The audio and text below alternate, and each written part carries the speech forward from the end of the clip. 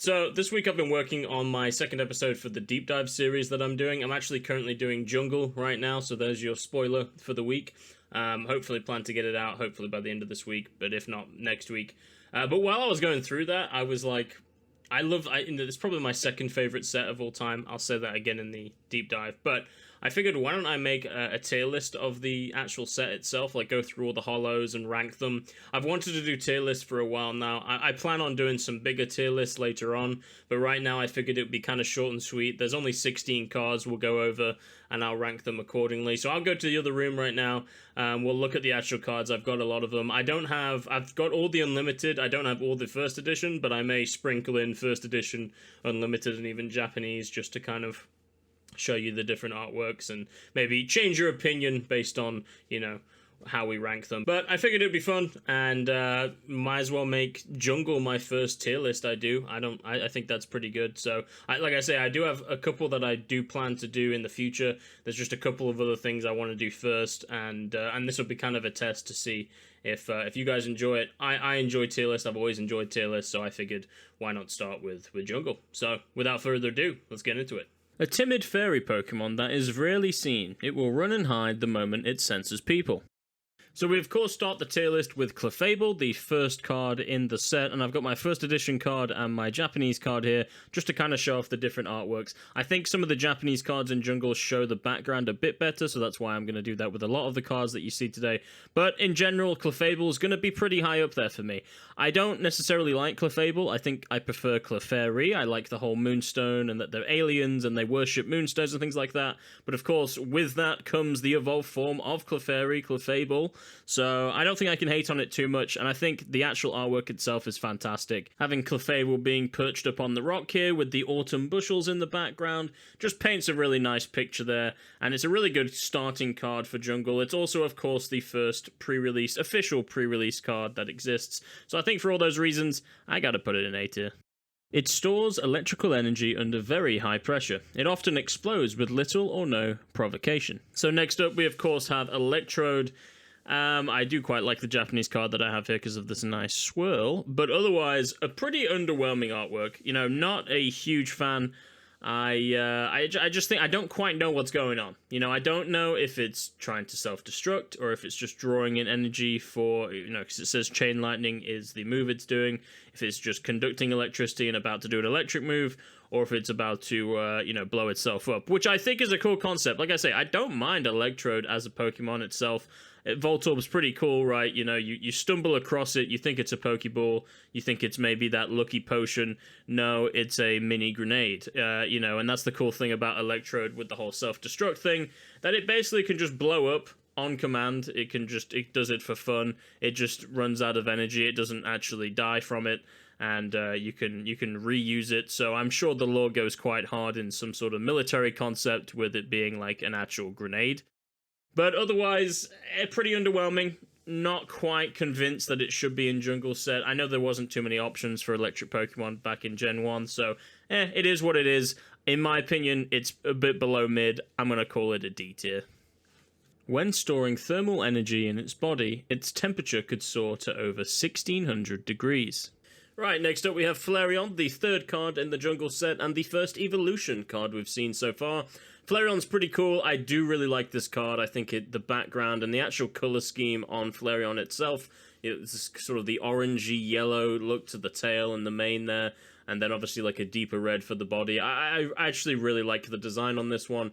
You can't quite tell what's going on in the background, but you can definitely see a crazy color scheme. You've got red into green, a dash of purple in there just behind Flareon, the deep blues, and so, for me, it's very reminiscent a bit of like the Dragonite artwork in Fossil, just sort of the rainbow background. I think it's probably a bit more appropriate on Dragonite than it is on Flareon, but this card's super unique in the set in general. There's only two Fire-type Pokemon in the entire set. It's Rapidash and Flareon, so for me, it's unique enough, and it's a pretty popular card, I would say, out of a lot of the Jungle cards.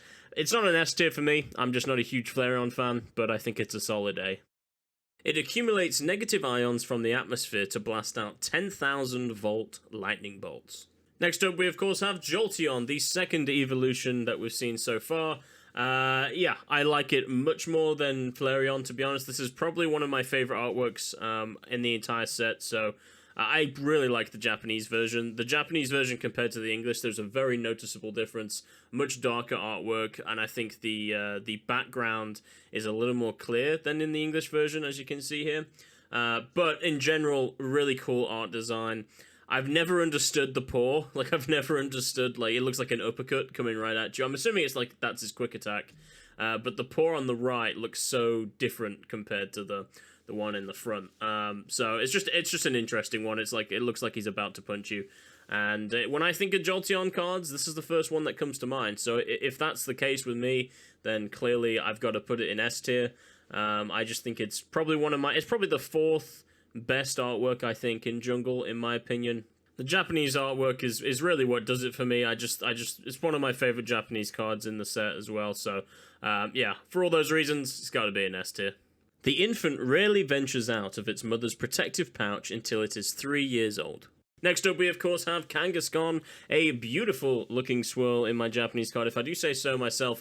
Both this and the limited card I have are pretty beat up though, but ignore that, that's not what we're here to talk about. Well, let's have a look at the artwork. A beautiful design, I think. Not really a crazy cool looking background, it's just sort of like a star pattern with, you know, with like a green star pattern. Nothing too crazy. Of course, the main attraction and what's carrying this artwork is your boy in the pouch. He is the carry in this. It makes it a very cute and cool looking card, and it's the motherly Pokemon, right? So if you post Pokemon cards on Instagram, like I used to do quite a lot, then this is your free Mother's Day post. If you haven't done that, what are you doing? But yeah, it's a B tier for me. It's right above mid. If interrupted while miming, it will slap around the enemy with its broad hands. Moving on to the 6 holo in the set, Mr. Mid. I really like the background in this card, to be honest. I like the golden-looking noodles they've got with the black background. Complements the purple card of a Psychic card really well. But at the end of the day, it's Mr. Mime. I honestly think if you take any other Pokemon, any other Psychic Pokemon, and slap him on this artwork, it's an A tier. But for me, I can't justify putting Mr. Mime anywhere higher than C. I just think Mr. Mime is mid. I mean, he's potentially doing some sus things with Ash's mum. He is the comedic relief in Detective Pikachu, and he's pretty cool in the anime. He just kind of spawns barriers that can deflect tanks and things like that. He seems kind of OP. But otherwise, at the end of the day, he's a mime and a clown, and I don't like either of those two things. So for me, he's not good, he's not bad, and you know, whatever they've got in the background is not a invisible wall or a meditation. So I don't quite know why they've done that, but yeah, he's C.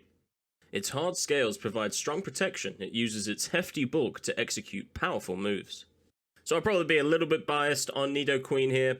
I actually quite like this artwork, but I do collect Nidokings, and I thought, what's a king without his queen, right? So I collect sort of Nidoqueens and Nidokings. I think together in the binder they look quite good, because they are a very good tag team.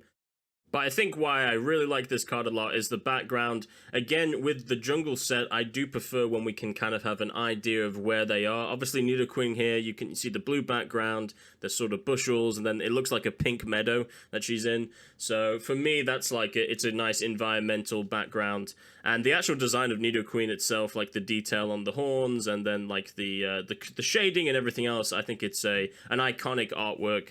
For me, I don't think it's an A tier. I don't think it's S. I don't think it's mid either. I think it's just above mid. I would call it about a B tier. I feel like that's kind of fair. So yeah, I'm gonna put Nidoqueen on B tier. When hunting, it skims the surface of water at high speed to pick off unwary prey, such as Magikarp. So I feel like up to this point, everything I've ranked has been kind of fair. Maybe you'd switch around a couple things. This is going to be the first card that's probably going to ruffle some feathers, though, down in the comment section. For me, Pidgeot is an S tier, alright? And before you get your pitchforks out and start coming after me, let me tell you why. This is a very nostalgic card for me. This is actually the first card I ever pulled as a kid in the Jungle set, so it does have some meaning for that. It's the sole reason why I would always run Pidgeots in all my games. I just love this artwork. It's probably the most memorable artwork for me in the Jungle set. And just the design, man. Like, if you look at every other Pidgeot artwork, it's only like till recently, Obsidian Flames, that there's a special illustration rare that looks kind of cool. Otherwise, there's maybe one or two others, but this is such a well-designed card. The detail on all of the different feathers. it makes Pidgeot look more than just a big bird, because that's usually how Pidgeot is depicted. It's just like, Pidgey, it's a small bird, goes to a medium-sized bird, and then it's just a big bird. This is more reminiscent, and honestly looks more like a legendary bird Pokemon. It reminds me more of like a Ho-Ho, or like, you know, like I say, like a Zapdos or an Articuno. It just looks like that important. And the background and everything else really does a good job of capturing that artwork. For me, it's an S tier. I know that's a bit controversial, but it is. It's one of my favorite artworks, and the sole reason why I would run Pidgeots. If it fails to crush the victim in its pincers, it will swing its victim around and toss it hard. Onwards now to Pinsir. We have the Unlimited English and the Japanese version here. Pinsir's another favourite of mine. It's not S tier, I'm not going to go that far, but for me it is A tier, and the reason why is because it represents jungle really well. Okay, so when I talk about jungle, I talk about the backgrounds. In this background, you can tell he's coming out of a bush with pace, right? That's kind of the red streaks that you've got going on in the back there, but you can see like the grass that it's leaping out of. It's a terrifying Pokemon, terrifying design. Like I read in the Pokédex description, it literally uses its pincers to crush and basically, like, you know, chop off limbs. Like, that's its whole goal. This is the Mexican cartel of Pokemon, right? And it's not just that, it is coming after you. It's aggressive. It's like, it's territorial, right? So I think the Pokemon itself is really cool. You can't just kick it in the face, because that pie hole with all the teeth and the terrifying teeth, you know, you'd be losing a limb that way as well. So for me, it's a cool design. It's A tier. With ninja-like agility and speed, it can create the illusion that there is more than one of it. Moving on now to Scyther. Surprise, surprise, Scyther is actually my favorite Pokemon, favorite artwork in this entire set. He is S tier for me, S tier for Scyther, but there's no competition for me. What you're seeing here in the background in the artwork is actually Swords Dance, so you can kind of see the spherical, it looks like a whirlwind almost. That's him just spinning around in a circle quite a lot to get his attack up. That's the concept of Sword Dance. He does it a lot in the animation with Tracy, because that whole story, by the way, the whole Orange Islands thing, the amount of respect I gained after watching that again recently for Scyther is just is nuts. You know, not only is Scyther just a 4'11", 123-pound praying mantis, but the fact that in the actual, like, hinting back to the anime, I was talking about how they're all in swarms, and basically they just fight each other constantly. And they've got big old blades. Like, the wounds that these Scythers have are just, like, horrendous, if you think about it. Because they're just attacking each other constantly. And that's just to, you know, see who gets to lead the swarm. It's just whoever the strongest survives. It's like, it's very reminiscent of, like, the Spartans. I don't think they do anything else that the Spartans did, I hope. But otherwise, a fantastic artwork. One of the most iconic artworks for Jungle. It's an S tier. Very lazy. Just eats and sleeps. As its Rotom bulk builds, it becomes steadily more slothful. Moving on now to what you'll look like after Thanksgiving dinner, the thick-skinned Snorlax sleeping Pokemon, the 6'11", 1,000-pound giant here. It's a cool artwork, you know, he's sticking out his hand. You can't quite tell if he's sticking out his hand before post-sleep or pre-sleep, you know, he's kind of saying, I'm about to go to bed, see ya. But this is technically the first time we see Snorlax in the card game. He is a fan favorite. He's definitely considered one of the better artworks in the set. For me, though, he's not S tier. I put him right at A. He's just a bit above average for me. I do enjoy it. I think it's a cool artwork, but there's nothing really going on in the background. Of course, I don't know what you could have done, really, but like if you think of like the 151 promo card, where he's just like in the middle of the road, yeah, I mean, that is the definition of Snorlax, right? He was always a pain in the ass for me as a kid. I mean, when they were like, yeah, you got to use a Pokeflute to wake him. I'm like, what do you mean? Like, he's asleep. Why can't I just chuck a Pokeball at him? But that's his whole thing, that he sleeps all the time. So he's a cool Pokemon. It's a cool artwork. But again, I think it's only an A tier. Lives close to water. Its long tail is ridged with a fin that is often mistaken for a mermaid's. Yeah, you already know it's an S tier. For me, I know that's probably raising some red flags to people that are in the know, but for me, actually, as a kid, like, legitimately, this was one of my favorite cards in Jungle as well. I would always run, beautiful swirl, by the way, on the Japanese card, but I would always run water Pokemon. Like, if I had the choice, I'd always do Blastoise, and for most of my runs, I would always choose Vaporeon. even if I had a Blastoise. Obviously, later on, I figured that Jolteon's probably going to be the best just because I don't get that many electric types. But Vaporeon was always a favorite of mine. I love the artwork design too, the background with like the bubbles. It's probably the only time it's actually appropriate on a Vaporeon. And the design of the tail too is really nice. Obviously, that's the whole concept, that it's sort of like a mermaid tail. So for me, it's a pretty comfortable S. You got to remember too that Vaporeon is literally built for human. The dust-like scales covering its wings are color-coded to indicate the kinds of poison it has. Next up, we of course have Venomoth. I actually think this card goes a bit under the radar. I think it's a pretty underrated card.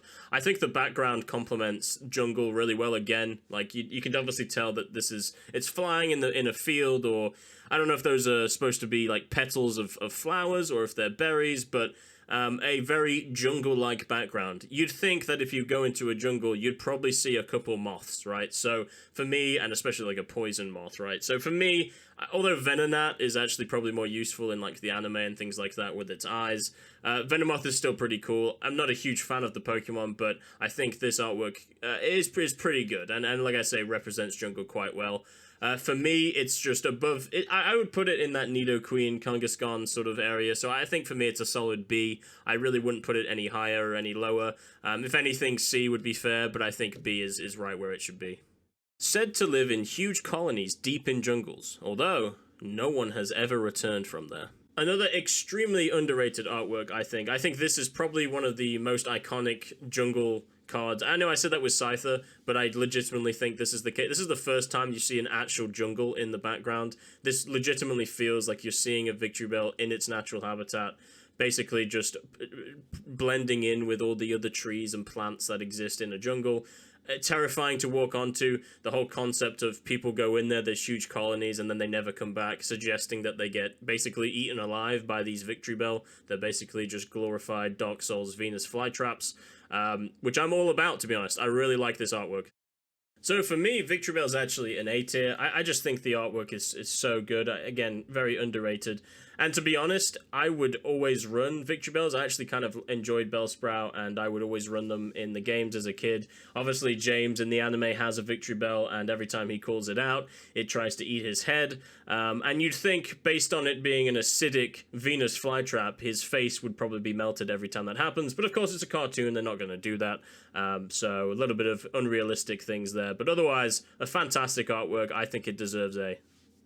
The larger its petals, the more toxic pollen it contains. Its big head is heavy and hard to hold up. The second to last card in the jungle set is Vileplume, and to be honest, whether it's a hot take or not a fan. Don't like this artwork at all. I don't mind Vileplume, that's the thing, I don't mind, but I just think that there's like sort of no debate, in my opinion, that there are way better Vileplume artworks than this one. It just kind of has a green background. That's really all it is. And it has these terrifying, beady red eyes on it. I don't actually mind that part of it, but it just kind of looks like a clay doll figure with a goofy hat. I don't know. It doesn't do it for me. Like I say, like Erica's Vileplume is a good example. That artwork is like 10 times better than this, I think.